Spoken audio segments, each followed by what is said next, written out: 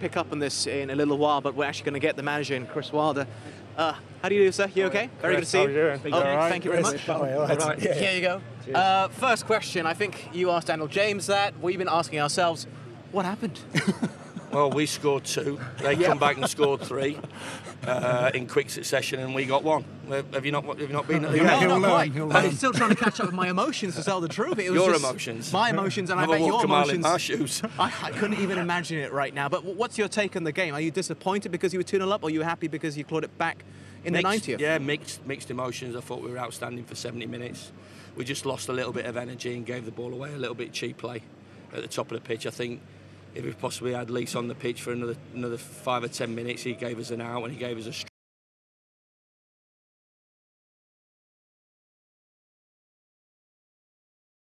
out of nothing really. And then obviously you give good players a little bit of a sniff, and that front 4 ain't bad. Lingard, Martial, Rashford and Dan James, that's quite good. Yeah. And they were up, you could see it. They had a spring in the step, and they could smell a result. And obviously it quickly went from 1 to 3, which was, I think, give them credit as well. You know, they raised the game, lifted themselves, and opened us up, which sometimes can happen. For 75 minutes, Chris, by far the better team, tactically, technically. Do you know, these players, I've watched them in League One, I've watched them in the Championship, and now they're producing it week after week in the Premier League. Do you know, how far can this squad go and how far can this team go? Well, we knew at the start of the season, it's like everybody had to raise the levels from staff to off the pitch to on the pitch, and they've certainly, they look at home in the Premier League, the players, I think we talk about promoted teams coming into this division, and do they change their identity? Do they, they go backwards? Do they go a little bit safe? But we've kept playing the way that we've played, and obviously you've seen us in the Championship, and we've adjusted and tinkered, and sometimes afternoons or nights like this might happen that you might just have to hold your hand up and say you've been undone with a bit of quality. But we'd rather be undone with a bit of quality, talking about a mid-table top end, trying to get into the top end of the Premier League. I know it's early days, but and that you have to accept that. But yeah, they've come a long way, and they've all raised the game on and off the pitch. Yeah, and I'm sure also as well, you haven't got the squad that perhaps United, and maybe Ollie hasn't got the squad that he would like, but there's some huge squads out here, talent, 2 teams almost in one squad, and you haven't got that. But the plus side is the big man goes off, which I thought was a big turning point. He nicked his hamstring, or something like that. Yeah. But McBurney comes on, scores the winning goal, and now if he has to play the next game, he'll be flying. So it's good signs. Yeah, they're a good group. We've got our recruitment in the summer was Championship boys, because we can't compete. We can't go and get trusted and tried Premier League boys. We have to go and get players, and you both played at the top level, and they all deserve an opportunity, whether we're buying them or whether the boys have come through on the journey. And said 10 out of the 11. Mind you, Jags, it's changed, obviously, John Egan and Dean. So we've had obviously a couple more changes, but the majority of the time it's been 9 and 10 out of the Championship that did as well. So, yeah, I mean, they all deserve an opportunity. They work extremely hard on the training ground. How we push them, and we take the handbrake off. And we took the handbrake off today, and unfortunately we just didn't have enough to get over the finishing line. But I'm delighted, and I think the football club's come alive. It was you've been here as well. It's been a long time in taking a bit of stick from obviously our neighbours and being the big club in League One. So when they do get it moving forward, this club comes alive. You have afternoons and nights like today, and I think it's full credit to what the players are doing.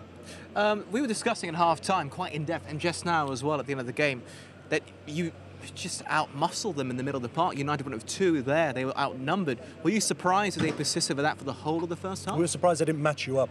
Yeah. Well, they changed their formation, obviously. They played, last 2 games where they've got results, 3, 1 in behind and 3 at the top of the pitch. So, yeah, he lost a big player in obviously Scott McTominay. So, put another big lad back there, and we just tried to overload that area, tried to, McGoldrick to come in and make it 4 versus 2, and it worked at times. He played round there too, knowing that always counter-attack, one ball out quicker, those 3 at the top of the pitch, and I thought all the back 3 defended manfully, and it's just unfortunate, you know, Ender's not stopped to cross, and it's a great ball in, and obviously the boy gets on the back stick. Maybe George could look and say, does he need to go and challenge for that one? And so I'm disappointed. We'll analyse all the goals, but you know, for us to limit a team and a squad of Manchester United's quality to basically 3 efforts and 10 or 15 minutes of play is they've just been clinical on us, and we have to take it on the chin. Can I also ask, obviously with VAR coming to the equation this season, what's it like for you? It's horrible, yeah, it's terrible. A critical decision. What's going through your head? What's going through your stomach, your heart, as you're waiting for Stockley Park to give a response? Well, we've all had long careers. 16 and was in the game and still in the game at 52, and you score a last-minute goal against Manchester United when the game looks as if it's gone, and we've been outstanding all afternoon. And you know, you have your little run down the touchline because that's the emotion that happens, especially at Sheffield United, and then somebody comes and taps you on the back and says, you know, it's checking VAR, and you just, you know, as I said, that emotion, that elation of these two guys have scored far more than I ever scored, but I find it's really difficult I imagine for forwards or people that score goals now that without a doubt, you know that you're off and you've scored. Ollie McBurney scored an equaliser. He's had a tough couple of weeks. He's still getting finding his way in the Premier League with these young players, him and Callum Robinson and Luke Freeman, and he scores an equaliser, you know, on TV in front of a global audience. And he has to wait to celebrate. And he has to wait, and he has to wait, and everybody has to wait. Everybody has to wait, and it's something that obviously ain't going to go away, but it's really difficult to get used to. So you're really not too on board with it just yet, anyway. Today he is. Today, yes, today. Yeah, I mean,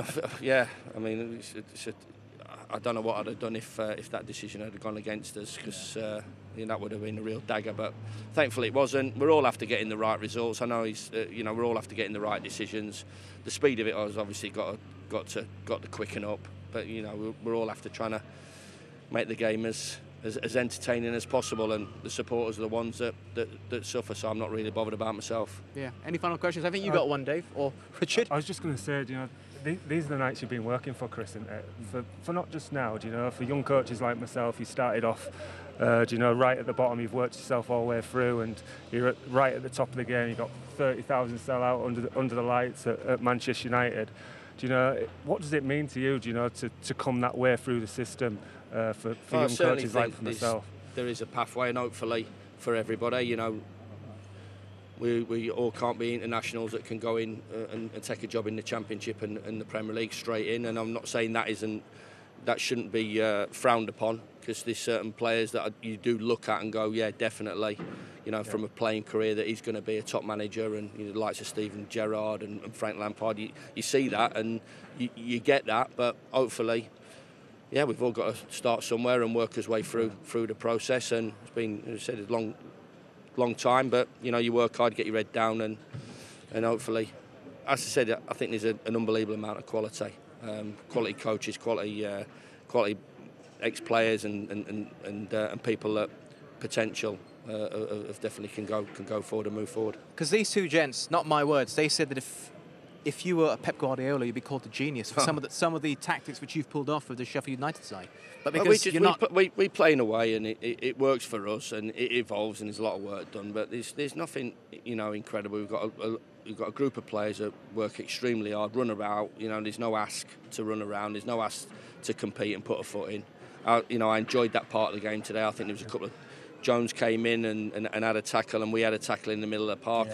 I think we've got to be really careful that this game doesn't become a non-contact sport, because I think that's part and parcel of the game, and everybody accepts that, and we enjoy it. Yeah, as I said, it's a good place to be at the moment, and we just got to keep it going. Any final questions? Oh, I can tell as well. I mean, like, just talking crazy about the journey, and obviously you paid your dues. You've had to manage some very bad players along the way. Yes. Stand up, mate. Really? Are you sure? Yeah, 100%. If I ask you off camera, will you say the same thing? I will say the same thing. Okay, all right. But I think that you go to Spurs, and I watched that game, and you could easily have won. And now this one, you could easily have won. I get the whole, you know, you're not. We're lucky to be here. You're giving every game a fair crack and trying to win. And I can tell the disappointment. You're looking at those 2 games thinking, yeah, we could have won those. And that tells you everything, doesn't it, about the journey? Well, I think you have to have that. You have to have that as a professional footballer. You know, people talk about, you know, their sort of journey in a pub, and you go, well, you haven't, so you can't talk about it. You know, you've done it, Cresy's done it, and you know, whatever levels it is, and then you go on to the next part. So you just don't try and look too far ahead and carry on, because I think we all know it's an industry. If you think you've cracked it and you think you've arrived, that it can suddenly change.